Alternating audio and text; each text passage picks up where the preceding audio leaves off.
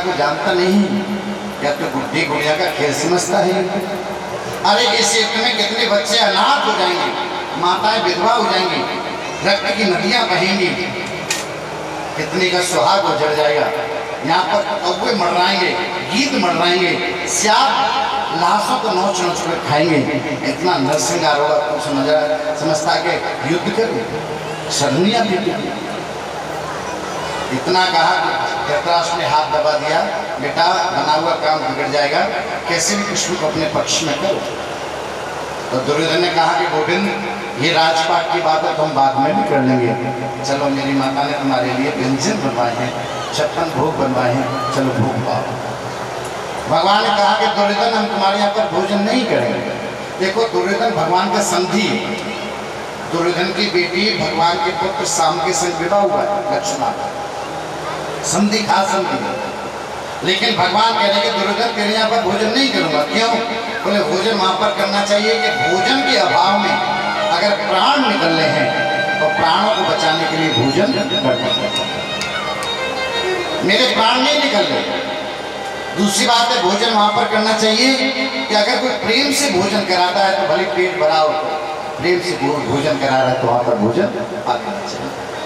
तो दुर्योधन मेरे प्राण नहीं निकल रहे, तुम्हारे अंदर प्रेम नहीं, इसलिए आज मैं तुम्हारे यहाँ पर भोजन नहीं करूंगा। और दुर्योधन तीसरी बात ये कि आज मेरा नौता है, निमंत्रण है। बोले कहाँ?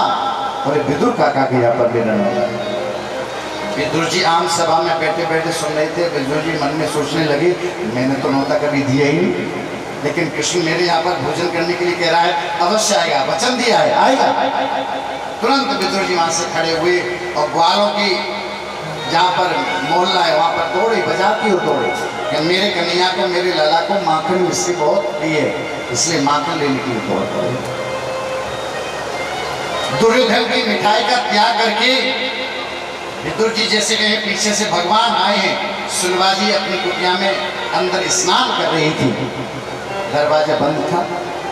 भगवान ने कुंडी खटखटाई, आवाज लगाई, काकी तनिक दरवाजा खोलो, काकी मैं आया हूँ, दरवाजा खोलो। सुलभा जी ने जैसी आवाज सुनी कि ये तो मेरे द्वारकाधीश की आवाज है, मेरे कृष्ण की। झट से वस्त्रों को धारण करके और दौड़ करके आई। दरवाजा जैसे खोला है तो द्वारकाधीश को सामने सम्मुख देखा है। मुंह खुला का खुला रह गया, आंख फटे के फटे रह गई। एक टकटकी लगा करके कृष्ण को निहारने लगी, न कुछ बोलती है, आंखों से आंसू बह गए। भगवान भी देखने लगे, मुस्कुराने लगे। भगवान ने कहा कि काकी मैं अंदर आऊं कि यहीं से लौट जा? सुलभा जी ने कहा नहीं, आओ गोविंद आओ, मैं तो आपकी प्रतीक्षा ही कर रही थी।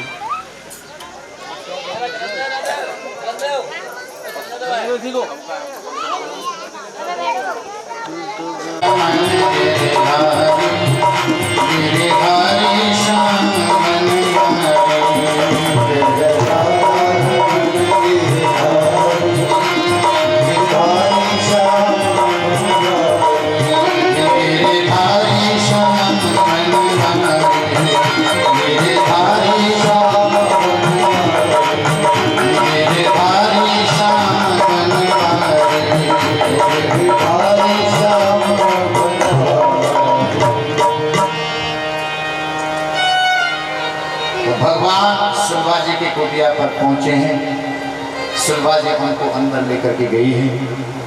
इतने भाव विभोर हो गए सुलभा जी कि जब हमारा अत्यधिक प्रियतम जब हमारे यहाँ पर आता है तो हमारे देह अध्यास मिल जाता है।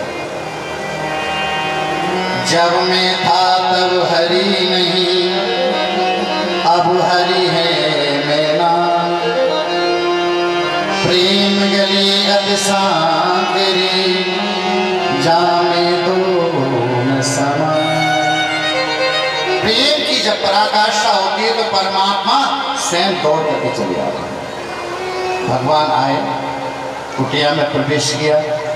सुलभा जी पीड़ा लेकर के आई हैं, बिछाती हैं, आओ गोविंद तनिक यहाँ पर बैठो।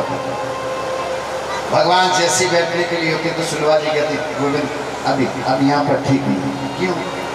ऊंचा नीचा है ना, आप ढंग से बैठ नहीं पाएंगे। पीड़ा उठा करके दूसरी जगह पीड़ा डाला, कन्हैया यहाँ पर बैठो।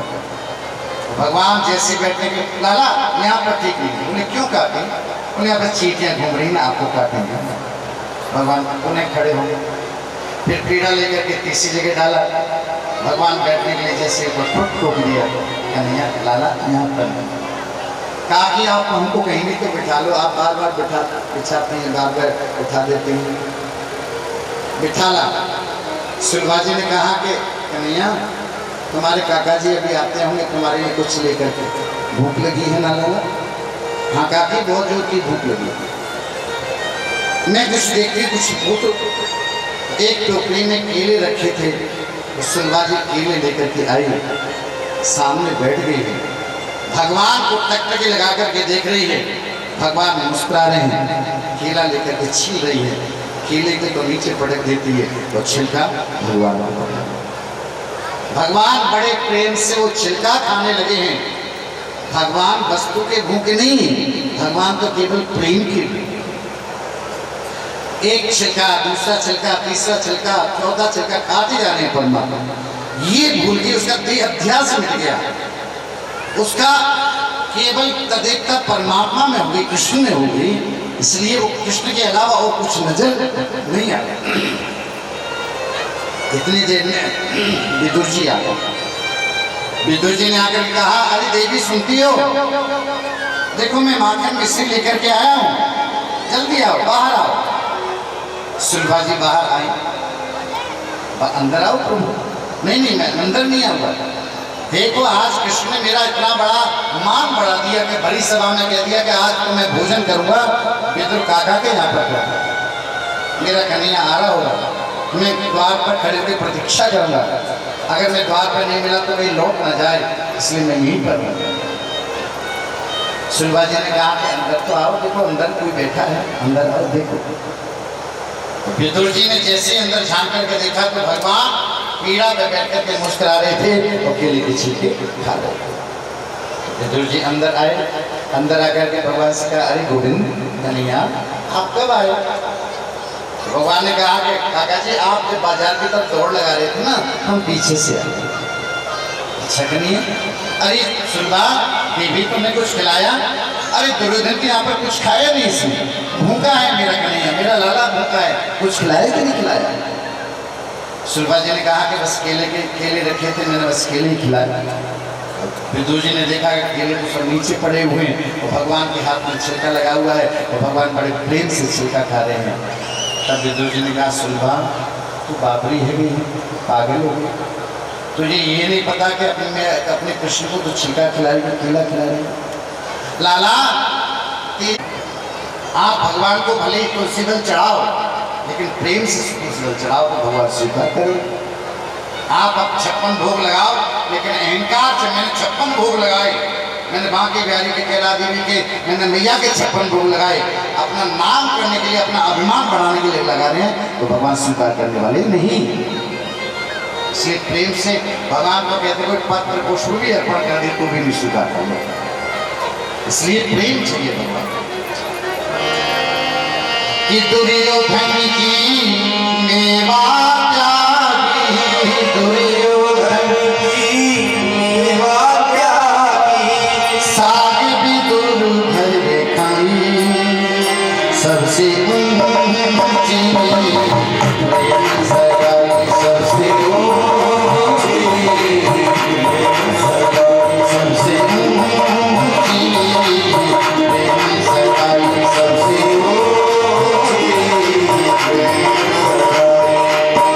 प्रेम के बस पार से रखना क्यों, प्रेम के बस पार से रखना क्यों, प्रेम के बस पार से रखना क्यों, प्रेम के बस पार से रखना क्यों, भूल गए ठकुराई, सबसे ऊंची प्रेम सगाई, सबसे ऊंची प्रेम सगाई, सबसे ऊंची प्रेम सगाई, सबसे ऊंची प्रेम सगाई।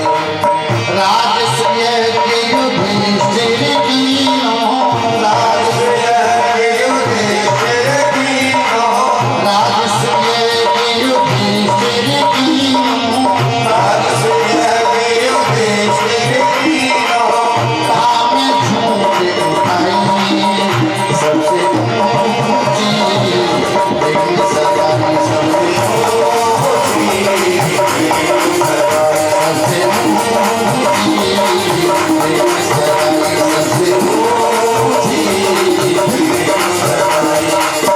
झूठे फल फिल्मी के खाए, झूठे फल फिल्मी के खाए, झूठे फल सबरी के खाए, झूठे फल सबरी के खाए, ये बहुविध साग बखाई, सबसे ऊंची प्रेम सगाई, सबसे ऊंची प्रेम सगाई, सबसे ऊंची प्रेम सगाई, सबसे ऊंची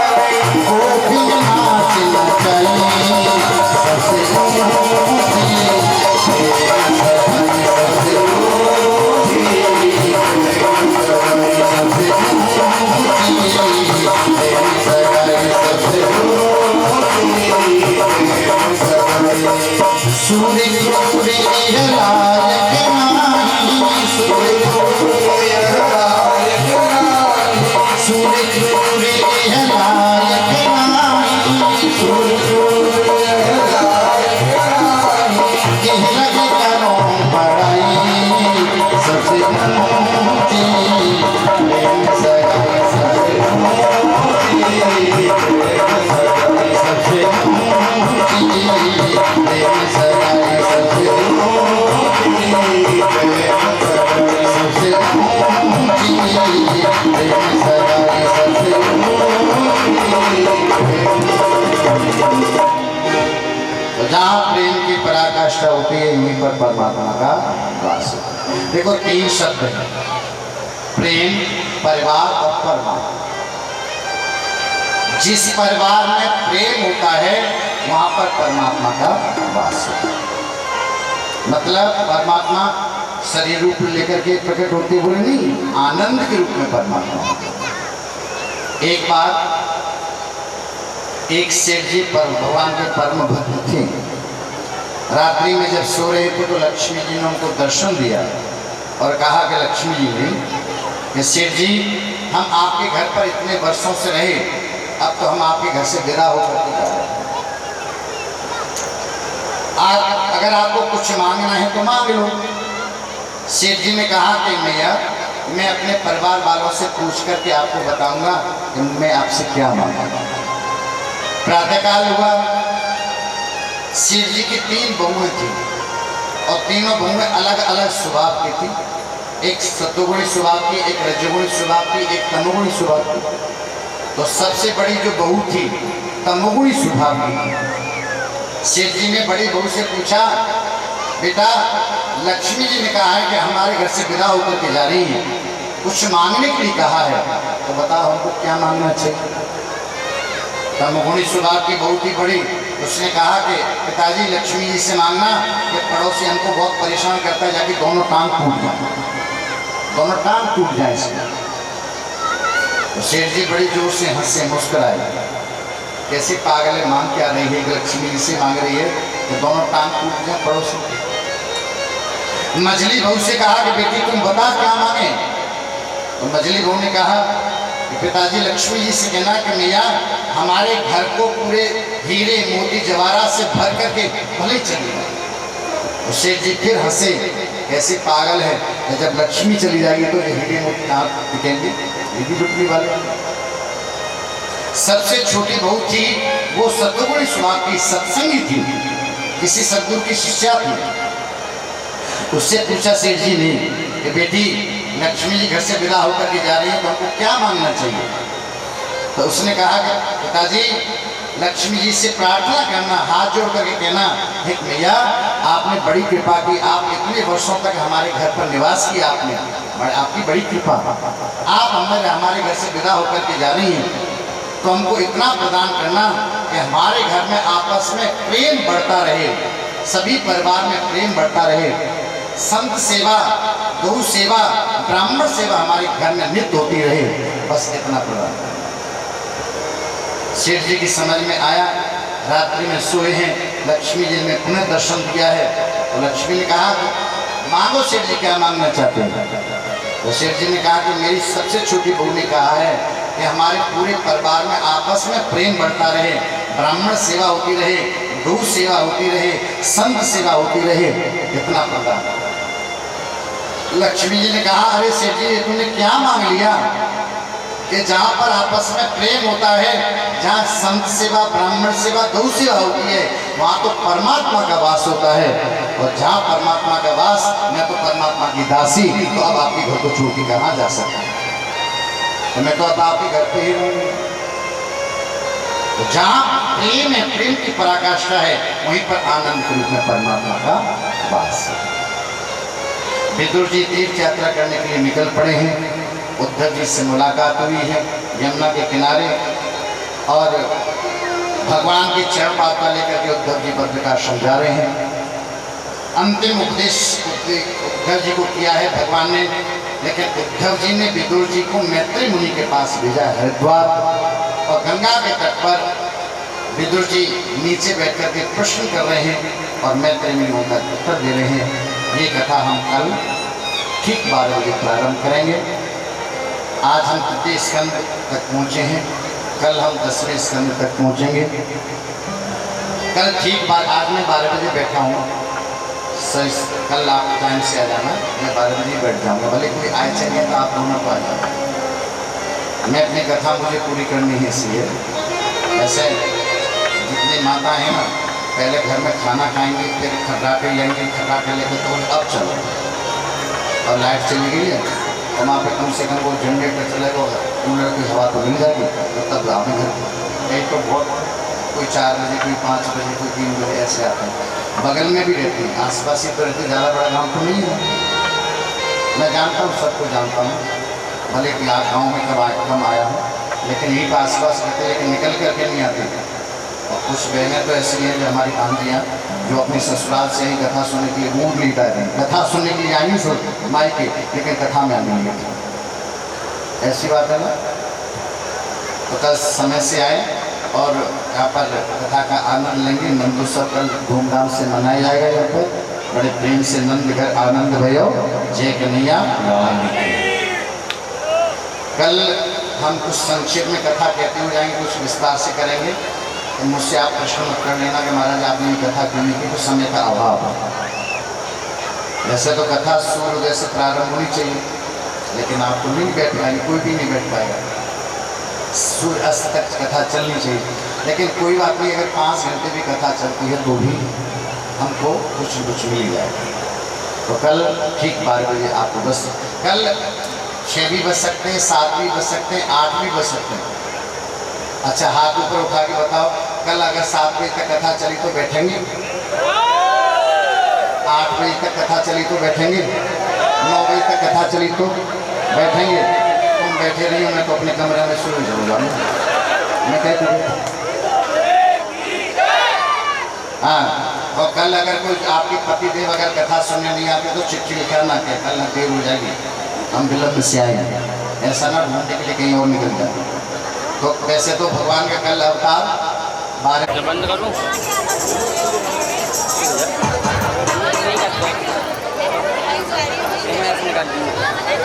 तो हटिया कैमरा लेके तो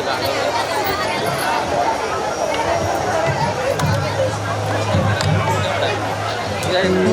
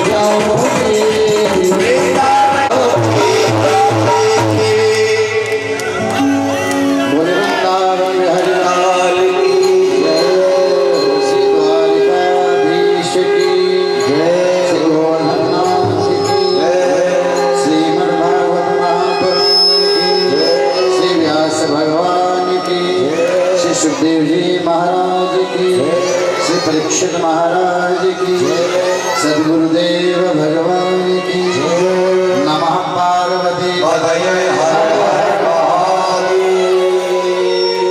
आज शाम को 7 बजे सभी जिन माताओं ने कलश उठाए हैं वो आरती के लिए शाम को 7 बजे 7 से 7:30 बजे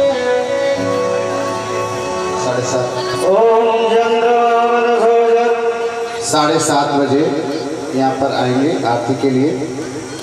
सभी लोग इकट्ठे एक संग आएंगे, ऐसा नहीं कि कोई पहले आ जाए कोई बाद में आए, सब इकट्ठे होकर के 7:30 बजे आरती होगी यहाँ पर। सब पधारें एक संग होकर के, ठीक है। कल सुबह प्रातः 8 बजे पूजन होगा और हवन होगा। जो भी हवन करना जय माता की, भारत माता की, बस्ती माता की, सनातन धर्म की, अपने अपने गुरु जी महाराज की, अपने अपने माता पिता की, आज के आनंद की, सनातन भक्तन की, जय जय श्री राधे, जय जय श्री राधे, जय जय श्री राधे। कष्ट हर दुख हर दारिद्र्य हर हर कल नंदू सर का आयोजन किया जाएगा, तो कल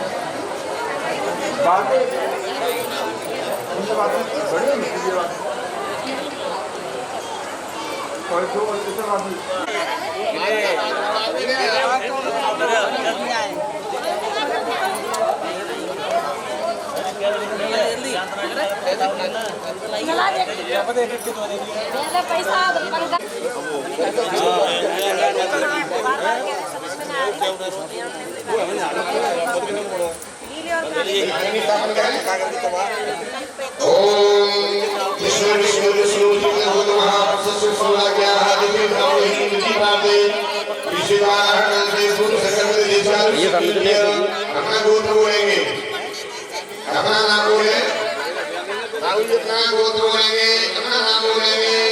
जो जुड़ा से बैठे वो सपनी कहेंगे, जो सिंगर बैठे वो आम कहेंगे।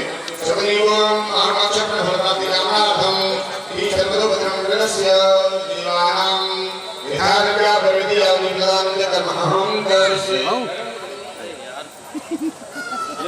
ओम आदित्यार्वदो दूरमोदयति दैवन्ददशदशदैवैते दूरङ्गमञ्ज्योतिषञ्ज्योतिरेकं तन्मेनः शिवसङ्कल्पमस्तु। बोले कृष्ण भगवान की जय। अपना जल्दी करो।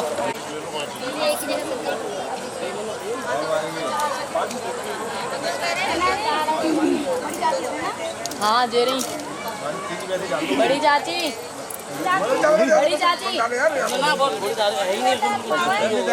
कल कम कर दिया तो आदमी बहुत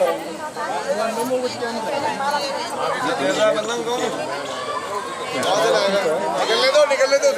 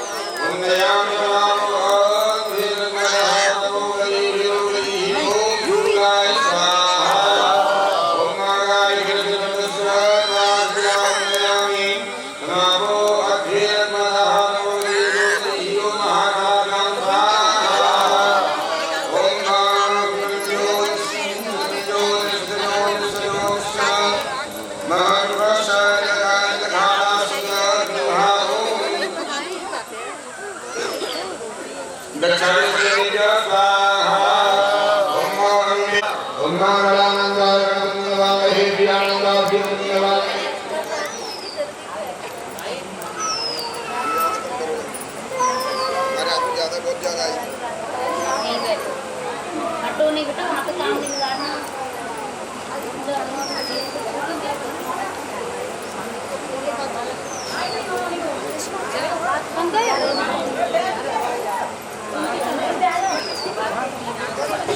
ओम हरिओम नमः स्वाहा। ओम मृत्यो यदि चैव आधादिवो विमन् विमहः ससुरूपात्मको जनः। ओम हरिया स्वाहा। ओम शूराकृतिनो भवाक्षराङ्गे समीक्षाणां सर्वसप्रदाः। ओम हरति स्वाहा।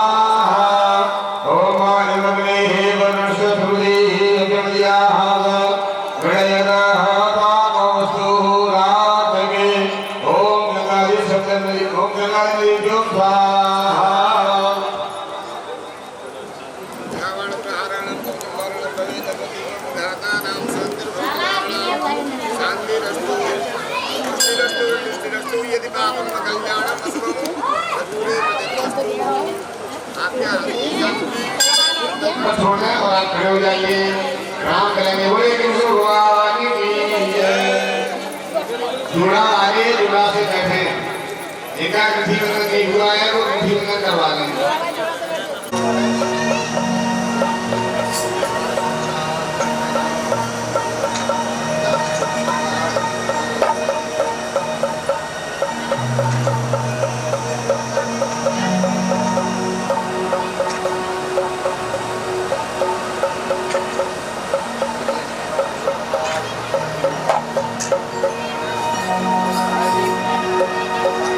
कृष्णाय वासुदेवाय देवकी नंदनाय च नंदगोपकुमाराय गोविंदाय नमो नमः।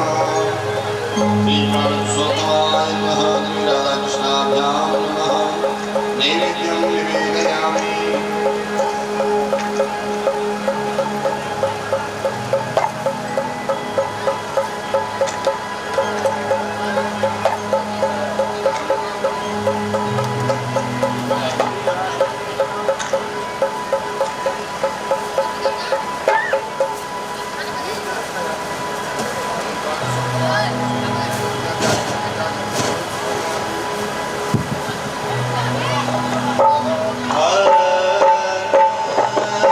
श्री राधे जय राधे हरि बोल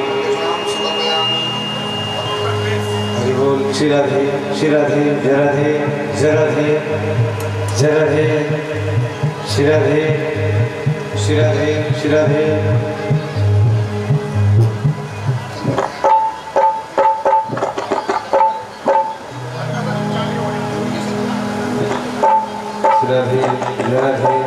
कांति स्त्रितामृषदनिन्दितसारदेन्दुर्यत्रैकतो विलसितामसिताङ्गशोभां वृन्दावने विकृतयामुन्नजाङ्गसङ्घं राधां कुन्दयुगलं तदहं नमामि। त्रिपुराणपुरुषोत्तमाय नमः। श्रीराधाकृष्णाभ्यां नमः। तुलसीकाय व्यासरूपाय विष्णवे नमो वै ब्रह्मविदये वासिष्ठाय नमो नमः।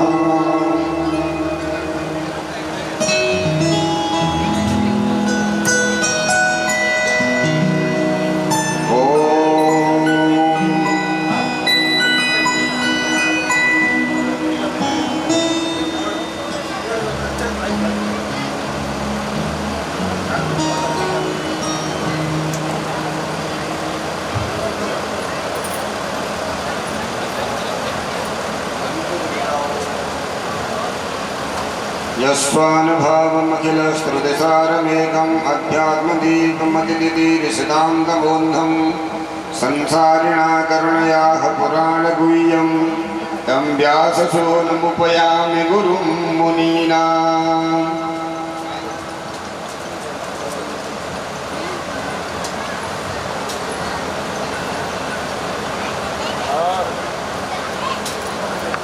सर्वं मन्त्रहीनं च ब्राह्मणाधीना तस्मात् ब्राह्मणदेवता। ॐ ब्रह्मण्यदेवाय यो ब्राह्मणहिताय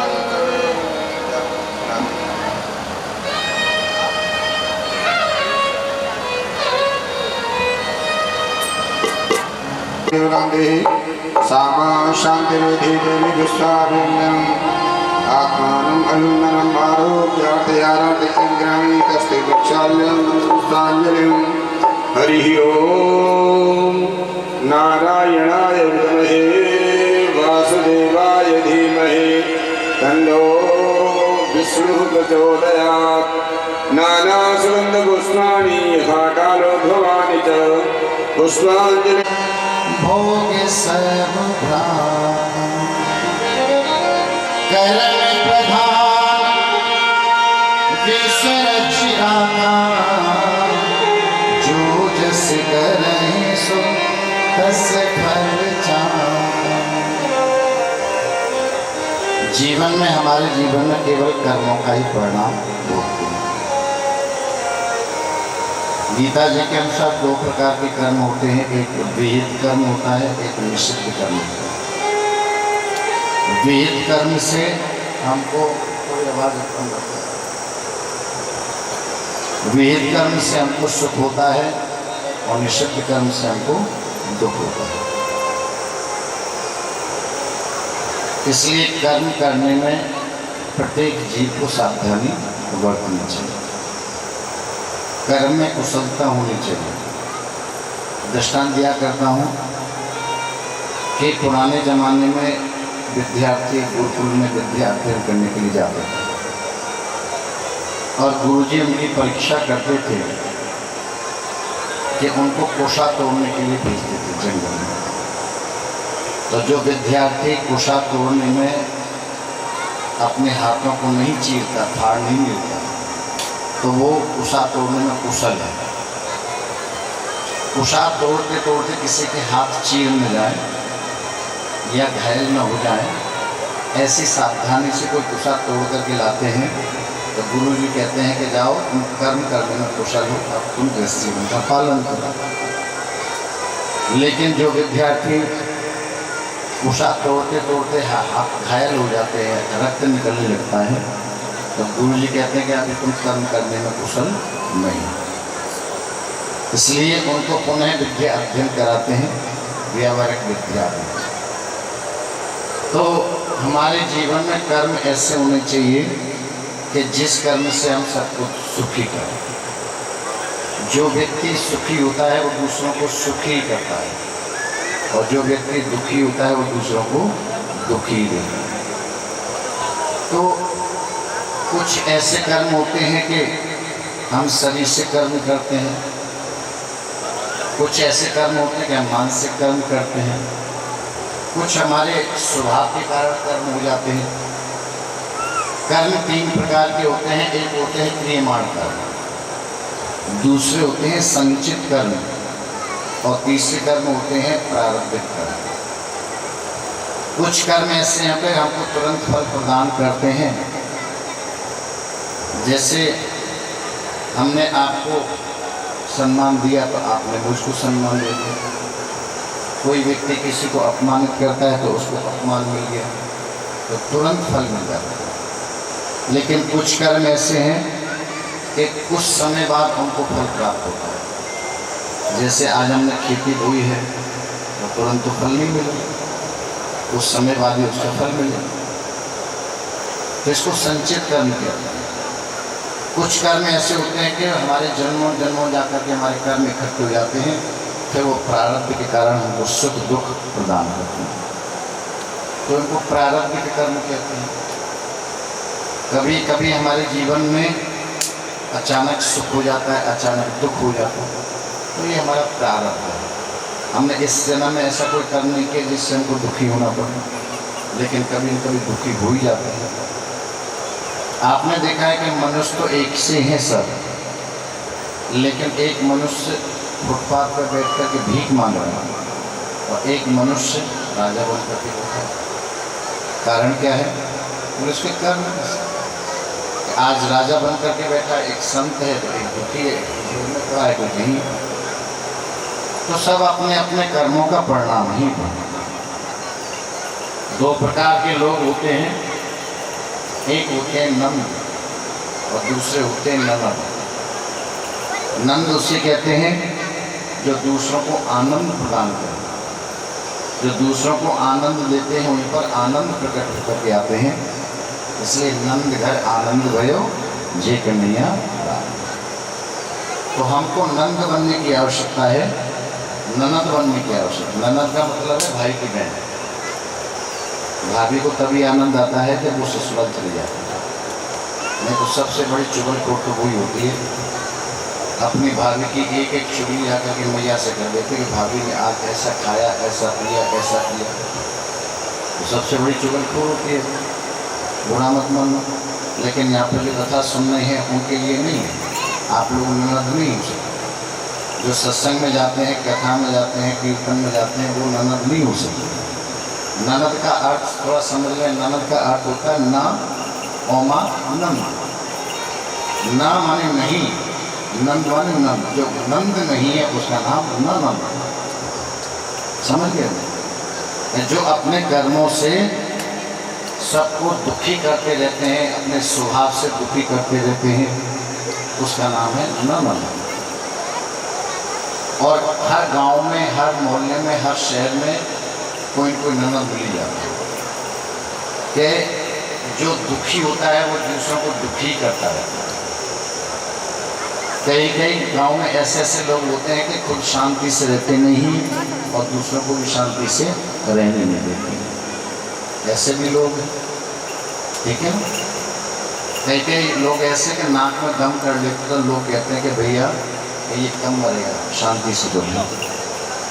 ऐसे एक गांव में एक बाबा थे और इतने दुखी थे कि उसने सबको परेशान कर दिया। अब तो ब्रह्मचारी खड़ा हो गया, नहीं वैश्या मुझे ऐसा भोजन नहीं चाहिए, मेरे भले प्राण निकल जाए लेकिन तेरे हाथ से, अरे तेरे घर का भोजन कर रहा हूँ यही बहुत है, लेकिन अब तेरे हाथ से तो भोजन नहीं करूँगा। चरण पकड़ ली वैश्या ने, प्रभु आप भोजन को त्याग करके न जाए, अन्नपूर्णा है, इसको अन्न को त्यागेंगे। आप भले भोजन मेरे हाथ से न करें, आप बैठ करके खाएं, लेकिन मैं आपको भोजन की दक्षिणा देना चाहती हूँ। तो 51 सोने के सिक्के निकाल करके सामने रखे। तो ब्रह्मचारी ने कहा कि वैश्या तेरा भाव मैं देना चाहा। ब्रह्मचारी ने मुख फाड़ा, तो जैसे मुख फाड़ा तो उसने निवाला नीचे छोड़ दिया, खींच करके थप्पड़ मारा। जैसे थप्पड़ मारा ब्रह्मचारी खड़ा हो गया, वैश्या तेरी इतनी हिम्मत कि तूने मुझे थप्पड़ मारा, अरे मैं ब्रह्मचारी हूँ, ब्राह्मण हूँ, मैं तुझे श्राप दे दूंगा। वैश्या ने चरण पकड़ी, बोले महाराज अपराध हुआ, मुझसे गलती हुई, क्षमा करना प्रभु, लेकिन मैंने आपको थप्पड़ नहीं मारा है, ये तो मैंने आपके पाप का बाप बताया है, पाप के बाप का एड्रेस बताया है, ये तो आपके बाप को पता है। ब्रह्मचारी ने कहा कि लड़का मैं समझा नहीं क्या कहना चाहते। वैश्या ने कहा कि महाराज जो ब्राह्मण ब्रह्मचारी वैश्या के यहाँ का जल पीना नहीं चाहता, वो आज भोजन करने के लिए तैयार हुआ। भोजन करने के लिए तैयार नहीं, अब मेरे हाथ से बना हुआ भोजन करने के लिए तैयार। मेरे हाथ से भोजन बना करने के लिए तैयार नहीं, मेरे हाथ से खाने के लिए तैयार हुआ। क्यों? ब्रह्मचारी ने कहा कि यह तेरा प्रेम, तेरी श्रद्धा, तेरा भाव, तेरी प्रीति। बोले नहीं महाराज, ये कोई प्रेम नहीं है, केवल धन का लोभ है, और लोभ ही पाप का पाप है। केवल लोभ के कारण तुमने पाप किया। जो ब्रह्मचारी जल पीना नहीं चाहते, इसलिए लोभ ही पाप का पाप है। ये हिरणाक्ष लोभ का प्रतीक है, ये संज्ञा वृत्ति लोभ है। ये हिरण्यकश्यप ये भोग वृत्ति लोभ है। कश्यप का मतलब होता है आत्मा, दिति का मतलब होता है बुद्धि। प्रत्येक आत्मा की 2 प्रकार की बुद्धि होती है, इसलिए रामचरितमानस में आया कि सुमति कुमति सब के उड़ रहे, नाम पुराण निगम अस जहाँ सुमति तहाँ संपत्ति नाना, और जहाँ कुमति तहाँ विपत्ति तारे और कुमति बसी विपरीता, हित अनहित मां न हो रे पुप्रीता। प्रत्येक जीवात्मा की 2 प्रकार की पत्नियां हैं, मतलब बुद्धि, ये 2 प्रकार की मति।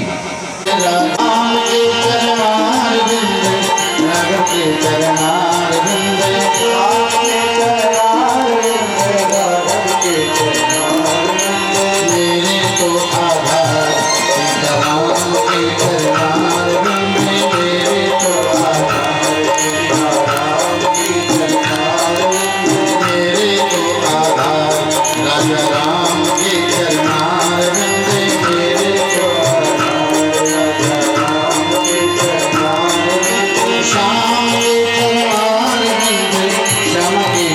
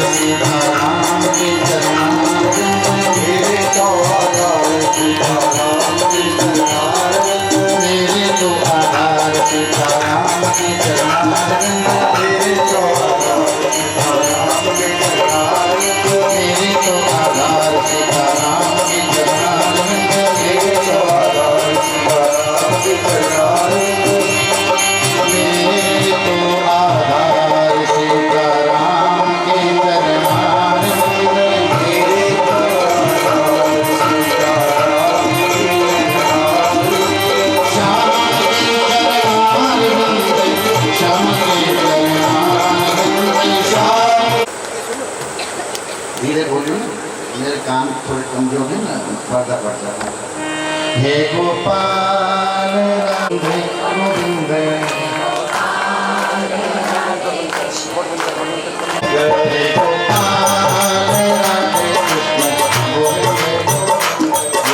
गोपाल राधे कृष्ण गोविंद हे गोपाल राधे कृष्ण गोविंद हे गोपाल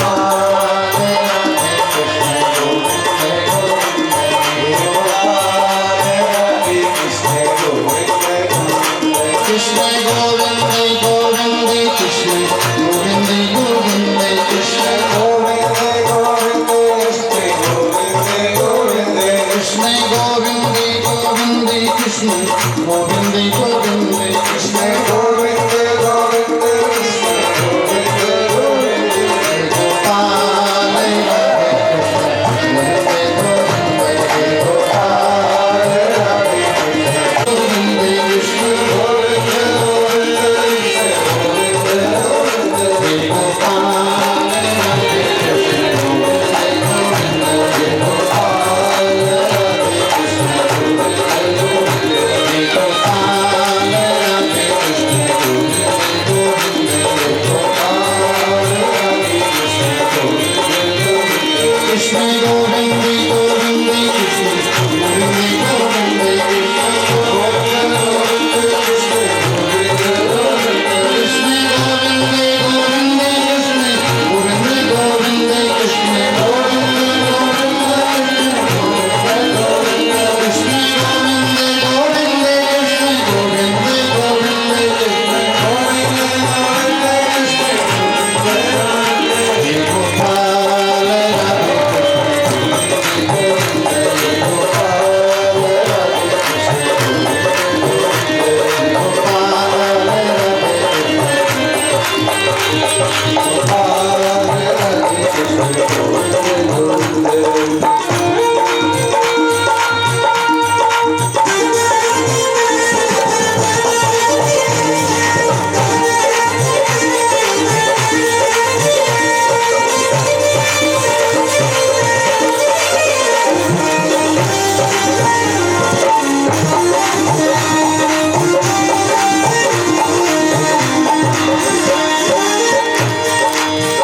कृष्ण गोविंद गोविंद कृष्ण गोविंद गोविंद कृष्ण गोविंद गोविंद कृष्ण चरणों में गंगा भी है, भगवान के चरणों में यमुना जी भी है, भगवान के चरणों में सरस्वती भी। लेकिन प्रयागराज में आपको सरस्वती गुप्त है, दिखाई नहीं देती। ऐसे ही भगवान जब खड़े होते हैं तो दो ही रंग दिखाई देते हैं, श्याम और सफेद। लेकिन लाल रंग दिखाई नहीं देता। भगवान खड़े तब नीचे। आपने देखा है कि माताएं जब चोटी बनाती है ना, चोटी, तो उसमें भी 3 बेड़ी होती है, उसको बेड़ी भी कहती है चोटी बनाने को। तो माताएं जब चोटी घूमती है ना तो 3 चलती है, 3 ही तो चलती है। कितनी चलती? 2 3 ही चलती। 3 चलेंगी लेकिन दिखाई कितनी देंगी? 2 ही दिखाई देंगी। चल 3 नहीं है लेकिन दिखाई देंगी। तो माताओं की चोटी भी त्रिवेणी की समान है। ऐसे भगवान के चरण भी साक्षात प्रयाग हुए हैं। तो हम ऐसे चरणों का पहले हम भगवान के ध्यान करें, फिर भगवान के फिर घुटनों का ध्यान करना चाहिए, फिर भगवान के कटिबद्ध का हमको ध्यान करना चाहिए, फिर भगवान के वक्षस्थल का हमको ध्यान करना चाहिए, फिर भगवान के ग्रीवा का, ग्रीवा माने गले का ध्यान करना चाहिए, कंठ का ध्यान करना चाहिए, फिर भगवान के हमको कपड़ों का ध्यान करना चाहिए, फिर भगवान के हमको मस्तिष्क का ध्यान करना चाहिए, फिर ऊपर से लेकर के एक अंग का भगवान के ध्यान हमको करना चाहिए। हम लोग बांके बिहारी का दर्शन करने के लिए जाते हैं तो मैंने लोगों को देखा है कि जैसे पट खोलते पर्दा खुलता है तो लोग हाथ जोड़ करके आंख बंद कर लेते हैं। भैया भगवान का दर्शन करने के लिए आए तो आंख बंद करने की क्या आवश्यकता है? अरे खूब प्रेम से आंखों से निहारो ना, भगवान के एक अंग को निहारो। भगवान ने आज कौन सा वस्त्र धारण किया है, भगवान का मोर मुकुट कैसा है, भगवान के चरण कैसे नजर आ रहे हैं, भगवान का रूप कैसा है, स्वरूप कैसा है, भगवान ने कौन सी माला पहनी है। एक चीज का भगवान का दर्शन करना चाहिए। तो मंदिर में जाएं तो आंख खोल करके दर्शन करना चाहिए, और जब हम घर पर लौट के आए तो घर पे जिसका दर्शन किया है उसका ध्यान हमको करना चाहिए। तो हम उल्टा करते हैं, भगवान के मंदिर में जाएंगे तो आंख बंद कर लेंगे जैसे पर्दा खुलेगा, बोले घर पे आकर के फिर हम आंख खोल लेते। यहाँ पर ध्यान करना चाहिए। तो भगवान की एक एक अंग का ध्यान करना चाहिए। भगवान का प्रत्येक अंग कमल के समान है, इसलिए यहाँ पर बहुत सुंदर स्तुति करते हुए कहा, श्री रामचंद्र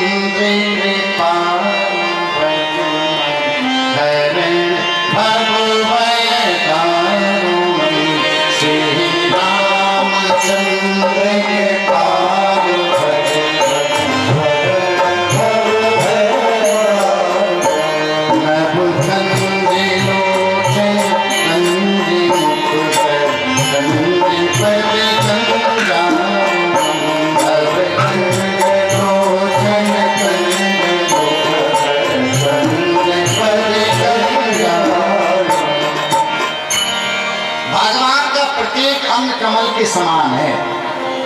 नवकंज लोचन, भगवान के लोचन माने आंख, भगवान के नेत्र कमल।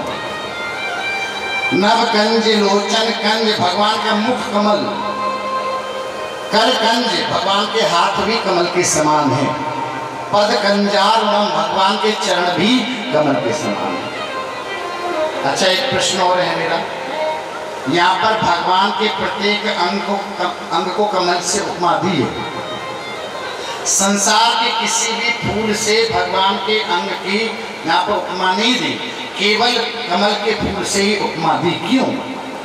उसका कारण ये है कि संसार के जितने भी फूल बने वो सब ब्रह्मा जी ने पैदा किए हैं, लेकिन कमल का फूल एक ऐसा है जो भगवान के नाभि से ही प्रकट है। तो ये कमल का फूल ही भगवान का स्वरूप ही है, इसलिए कमल से उपमा दी। तो नव कंज लोचन, कंज मुख कर, कंज पद कंजार। फिर भगवान की श्री विग्रह का दर्शन करके भगवान की मंद मंद मुस्कान का दर्शन हमको करना चाहिए। ध्यान ऐसा इस प्रकार से हमको करना चाहिए कि भगवान जब मुस्कुराते हैं तो उनके दंतावली जो खिलती है, मानो ऐसे बिजली चमक रही है। भगवान के लाल लाल बिम्बा फल के समान होठ है। भगवान के गाल लाल लाल नजर आ रहे हैं। इससे इतनी सुंदर झांकी भगवान की, इस प्रकार हमको ध्यान करना चाहिए। भजन के माध्यम से ध्यान करना। तेरी मंद मंद मुस्कान